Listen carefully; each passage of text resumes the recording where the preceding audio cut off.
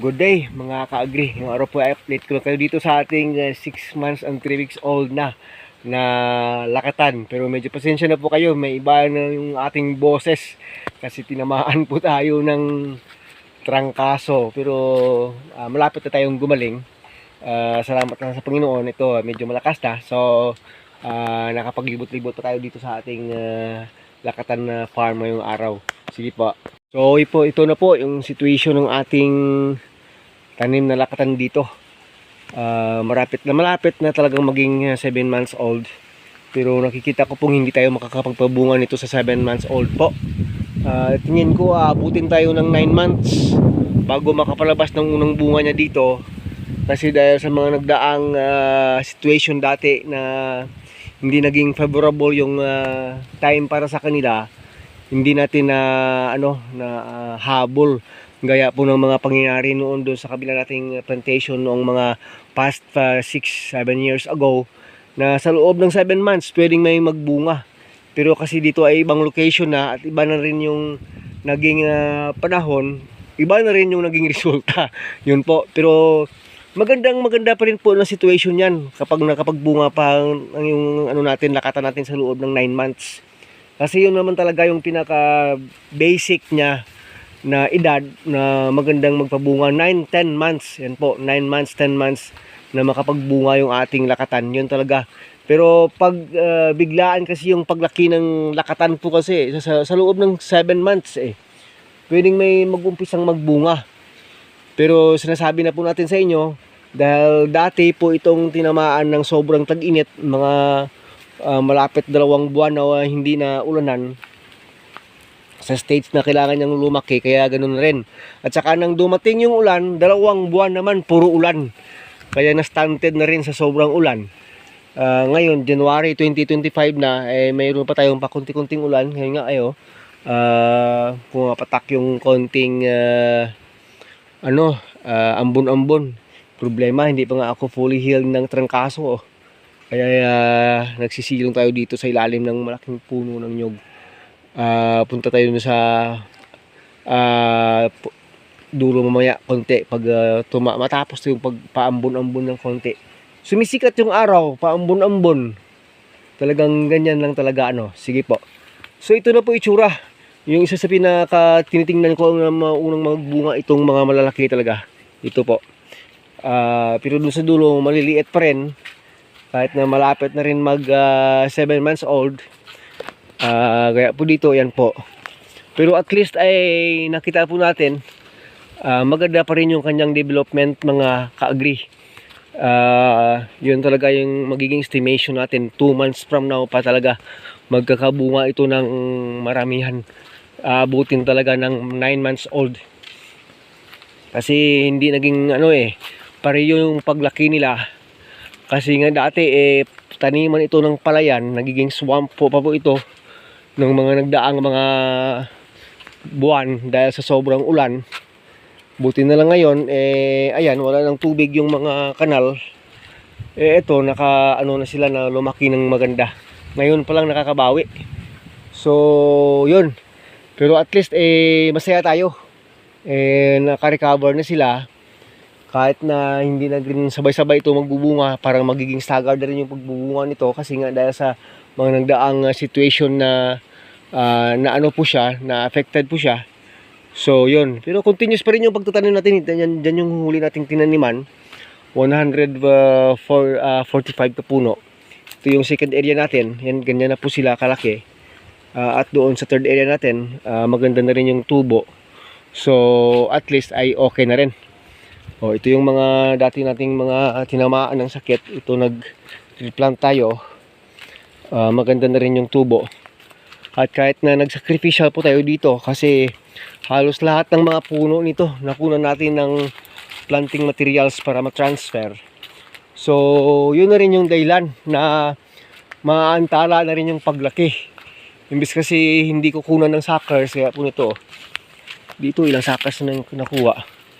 Siyempre may siya na kuna ng roots, talagang iindahin niya ng saging. Kaya yan rin ang nagpapaantala ng kanyang paglaki.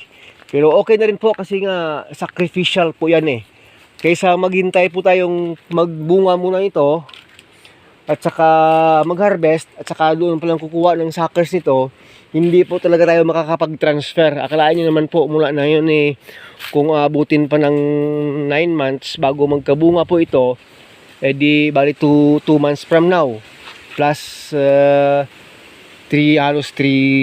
months na ma-harvest, maghihintay pa tayo ng 5 months mula ngayon bago makapag-transfer. Imbis na bagong tanim, kukuha ka pa lang ng bagong tanim na magte-transfer ngayon, 5 months na sana. Ayun po. Kaya nagsa-sacrificial planting po tayo dito. Para po imbis na magtatanim ka pa lang, mayroon ka ng tinanim na 5 months old na, malaki na. Ganyan po yung ano natin, yung idea natin. Pero pag may makakukunan po tayong ibang area na talagang marami ng suckers, kung pwede lang po, wag kunan sana Pero dahil wala, yan, nagsa-sacrificial planting po tayo. Yan na po yung itsura natin ng ating takatan dito. Yan. At 6 months and 3 weeks. May pa isa-isa pa rin may tama ng bunch up doon sa dulo. Pero ginawa na natin ng paraan na makapag-replant doon. Pag hindi na kayang mag-replant, ano na lang talaga, eradication na lang talaga. Mga ka-agree, ayan. Dinilim na naman, Aambon-ambon na naman talaga, Pasya ko po kayo dito sa tinaniman ng tatay ko. Mix po yan dito. May latundan, may saba, may pakunti-kunti siya ditong tanim na lakatan. At hindi po ito naka-row or naka-straight line yung tanim niya. At saka naka-integrate yun dito ng napier grass. Kasi kailangan talaga ng napier grass sa mga kambing namin. Kaya yun po, integrated na po yun dito. Hanggang doon sa dulo. Paano hindi niya na tanim ng straight. Kaya pa iba-iba yung puno ng saging niya dito, hindi straight line. Pero okay lang yan po. At least may tanim siyang kanya. Kaya yan gusto niya Gusto niya sigsag kahit anong design ng pagtatanim Yung ibang puno doon sa kabila, malalaki na yung mga latundan niya. Ang kanyang sabaw, nababali yung sanga. Nasubra kanya ng fertilizer ng tawag doon, dumi ng kambing. Ayan. Dito nag-ano siya. Tawag doon, naglalambon yung term sa amin. Yung nilalagyan ng lupa yung puno ng saging. Yan yung gusto niya Ganda na Matataba na rin yung saging niya, tsaka napier grass niya. Ayan. Parang aambo na talaga. Parang tatamaan ako nito. Hindi pa naman tayo 100% na okay na sa trangkaso. Nako. So, yun. Punta pa sana tayo dun sa ilalim. Pakita sa inyo yung situation dun. Pero talagang magtatago po muna tayo sa ambon. Talagang babagsak po yung ulan. Mahirap na. Ito yung itsura na. Ayan po. Ay, naku talaga. Pasensya na po kayo sa boses ko. At mamaya dugtungan lang natin yung yung video natin. Hindi tayo makapagpasyal doon sa kabila. Dahil sa umaambon kasi dito tayo nakakasilong sa taas ng puno ng nyog. Tingnan natin dito sa ilalim. Parang hindi naman yung tama. Yan po dito. Ito yung dati na pag tinignan natin dito para walang lang saging. Pero ngayon po, parang masikip na tingnan. Pero they are at the same distances lang po doon sa taas. Ganyan na po sila kalaki dito. Parang kailan lang sabi ko parang wala ditong area na ito ng tanim. Pero ngayon, mauubos na itong matamnan yan dito hanggang doon. Ito yung third area natin. Yan po. Malalaki na humahabol po Yan po. Malalaki. Bilis lang. Mayroon ng mga suckers yung iba Yan. Hanggang doon. May iba na lang sa isang taniman natin doon sa dulo na 1 week old pa lang. Hindi pa nga nakalabas yung bagong sprout. Pero dito, yan po. Ang bilis lang nilang makahabol. Maganda na rin yung kanilang tubo. So, yan. Pag nung-upisa na yung harvesting natin dyan, maybe 5 months or 6 months from now, pwede nang ma-harvestin na una. Yung dito po, malalaki na rin at saka matatangkad na rin after 5 months to 6 months po. Sigurado po yun. Pag na tawag doon na habol pa ng ulan at saka ng magandang panahon. Dahil may La Nina tayo ngayong taon, palagay ko talagang madidiligan niya ng ng Panginoon. Ayan, umaambon-ambon na. So, yun. Nag-update lang po tayo dito sa ating munting Lakatan Plantation. Maraming salamat po sa mga sumusunod ng ating video. Sana po nakapagbigay tayo ng encouragement sa inyo. Encourage naman po kayo dyan na magtanim. Kasi ito ang ating taniman po ay zero po tayo sa chemicals dito eh. Hindi po tayo nag-i-spray ng chemicals po dito. Mga synthetic chemicals. Wood vinegar lang po talaga at more on organic manure po tayo dito. Yan po oh. Hindi nila maubos-ubos eh. Ang dami po nating goat manure doon. Kaya sipag lang talagang maglagay ng goat manure sa mga puno ng ating tanim, mga ka-agri.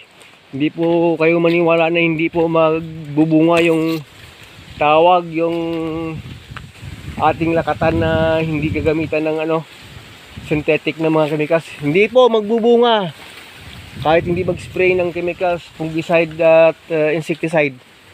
Ako dito, wood vinegar lang. 4 times nga lang ako nag-spray mula nung umpisang magtanim nito. 4 times lang ng wood vinegar. Pero ito po itsura ng saging. Yan po. Bahala kayo kung maniwala kayo sa hindi. Basta ako, pag mayroong goat manure, ayan. Walang sawang nilalagyan yan.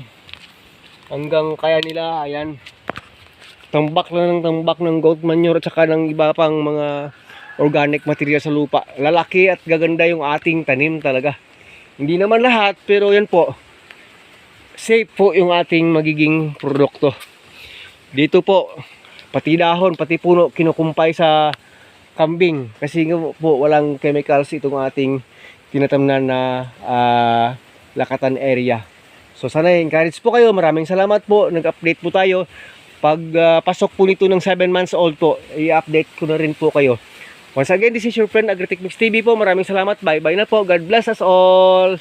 Mabuhay ka magsasakang Pilipino. Let's go organic kung kaya. Safe lang tayo. Safe agriculture lang tayo. Mga langga. Babush!